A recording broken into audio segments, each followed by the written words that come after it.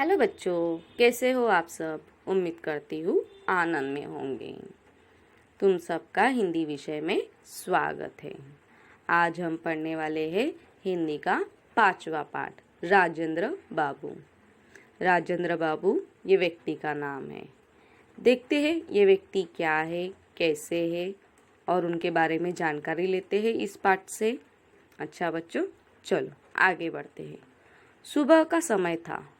गज्जन नल से एक बादली भरता और उसे लेकर भवन की ओर दौड़ता। सुबह का यह समय था और गज्जन नाम का आदमी बगीचे में जो नल है उसके नीचे बादली भरता और उसे भवन के अंदर लेकर दौड़ता। भवन मतलब एक घर की तरह ही होता है, लेकिन यह सभा है। आज यहाँ पे विधान भवन, राष्ट्रीय भवन है यह। इस बीच नल के नीचे रखी बादली भर जाती और क्या होता था कि वो गज्जन आदमी है, वो नल के नीचे, बगीचे में नल के नीचे बादली रखता था और वो दूसरी बादली उठा के भवन के अंदर देने तक यहाँ नल के नीचे की बादली भर जाती थी। वह उसे उठाता और लेकर दौड़ता दौड़ता भीतर जाता और ऐसे ही बार बार हो रहा था। वो अंदर से जब तक बाहर आता तब तक नल के नीचे की बादली भर के बहने लगती, तब वो दूसरी लगाता और पहली लेके जाता था। ऐसे उसका 2-4 बार हो गया था।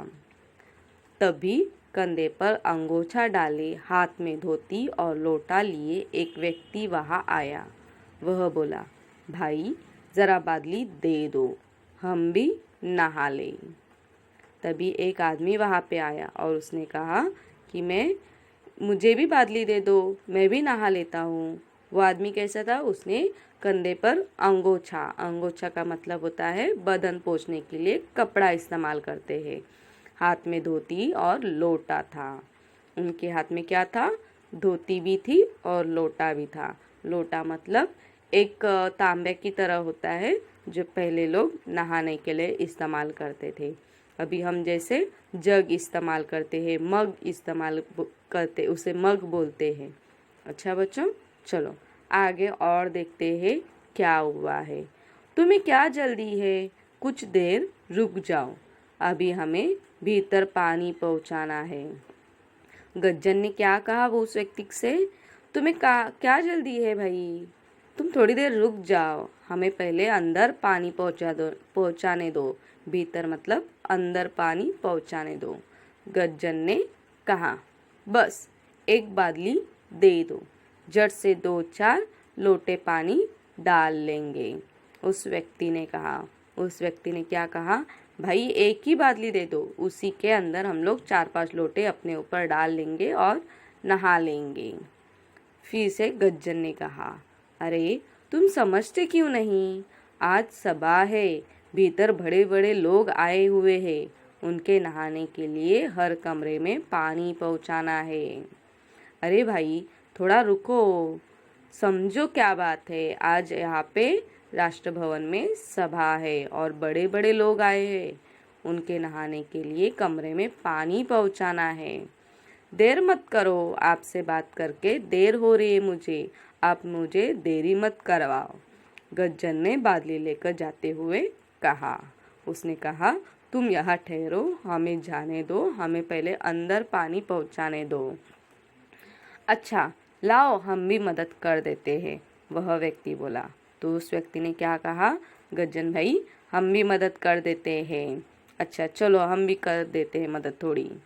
उस व्यक्ति ने धोती गर्दन पर डाली और फिर उस व्यक्ति ने क्या किया, अपनी जो धोती थी, हाथ के ऊपर रखी हुई धोती थी, वो गर्दन पे डाली और उसे कहा, चलो हम भी थोड़ी मदद कर देते हैं, और लोटा जो था नीचे रख दिया। उस व्यक्ति ने धोती गर्दन पर डाली, लोटा रखा और बादली भरते ही दौड़ दौड़ कर गज्जन को पकड़ाने लगे और उसे कहा कि तुम बीच में जाओ, मैं तुम्हें यहाँ से बादली भर भर के देता हूँ, तुम वहाँ से लेके आना। थोड़ी देर में सब कमरों में पानी पहुँच गया। गज्जन बैठकर सुस्ताने लगा। सब कमरों में उसने पानी पहुँचा दिया और फिर अभी गज्जन जो था वो एक जगह पे शांति से बैठ के आलस देने लगा, थोड़ा शांत बैठने वाला था, बैठ गया था। उस व्यक्ति ने झटपट स्नान किया और गज्जन को धन्यवाद देकर वहां से चला गया। अभी उस व्यक्ति ने क्या किया है, झटपट स्नान कर दिया और गज्जन को धन्यवाद भी दिया और वहां से वो चला गया। आगे देखते हैं क्या हुआ। थोड़ी देर में सभा शुरू हुई। स्वयंसेवक नेताओं को शरबत के गिलास पकड़ा रहे थे।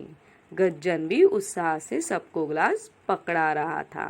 अभी थोड़ी देर में सभा शुरू हो गई थी और जो स्वयंसेवक थे, जिन्होंने ये सभा आयोजित की थी, वो वहाँ पे काम करने के लिए, नेता लोगों के लिए शरबत देने के लिए स्वयंसेवक थे। वो सबके हाथों में शरबत का गिलास पकड़ाने लगे। गज्जन भी उत्साह से सबको गिलास पकड़ा रहा था और ये देखकर गज्जन को भी आनंद आया। उसने भी वहाँ पे जितने लोग थे उनको शरबत का गिलास देने की शुरुआत की। उसने सामने बैठे व्यक्ति को गिलास पकड़वाया तो हक्का बक्का रह गया। अभी उसने क्या किया, उसके सामने जो व्यक्ति बैठे थे उनके हाथ में वो गिलास देने गया और वो हक्का बक्का रह गया। हक्का बक्का मतलब हैरान रह गया। ये तो वही है जिन्हें मैंने बादली नहीं दी थी। अरे, ये तो वही इंसान है जिन्हें मैंने सुबह बादली नहीं दे रहा था। देखो बच्चों, चलो आगे क्या हुआ है देखते हैं। गज्जन को हक्का बक्का देखकर मदन मोहन मालवीय जी बोले, इन्हें नहीं जानते हो भाई?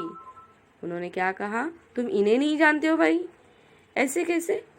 ये तो अपने राजेंद्र बाबू है। फिर मदन मोहन मालवीय जी ने क्या कहा कि इतना क्यों हैरान हो रहे हो, इनको जानते नहीं हो क्या? ये तो अपने राजेंद्र बाबू है। गज्जन ने राजेंद्र बाबू के पैर पकड़ लिए और क्षमा मांगने लगा। और जैसे मालवीय जी ने कहा कि ये अपने राजेंद्र बाबू है, वैसे उसने उनके पैर पकड़ लिए और क्षमा मांगने लगा। राजेंद्र बाबू मुस्काए और गज्जन को गले से लगा लिया। वो मुस्कुराए और उन्होंने क्या किया है, गज्जन को गले से लगा लिया। सादगी के पुजारी, ये राजेंद्र बाबू हमारे पहले राष्ट्रपति बने और ऐसे सादगी भरे सीधे साधे इंसान हमारे भारत के स्वतंत्र भारत के पहले राष्ट्रपति बने। राष्ट्रपति भवन में रहने पर भी डॉक्टर राजेंद्र प्रसाद के रहन सहन में कोई अंतर नहीं आया। वो राष्ट्रपति थे और राष्ट्रपति भवन में रहने के बावजूद भी राजेंद्र प्रसाद के रहन सहन में वो सीधे साधे ही रहे। उन्होंने कोई भी तरीके से मौज मस्ती नहीं की। वो किसान थे, इस भारत देश के किसान थे, तो वो वैसे ही सादे सूदे रहते थे। वे सदा एक साधारण किसान की तरह ही जीवन बिताते रहे। उन्होंने अपना पूरा जीवन एक साधारण किसान की तरह, एक सीधा साधा इंसान की तरह बिताया है और देश की सेवा करते रहे और वो हर वक्त देश की सेवा ही करते रहे। ऐसे ये हमारे राजेंद्र बाबू हैं। समझ में आया बच्चों? राजेंद्र बाबू कौन है? राजेंद्र बाबू मतलब अपने भारत देश के पहले राष्ट्रपति। उनका नाम क्या है? डॉक्टर राजेंद्र प्रसाद।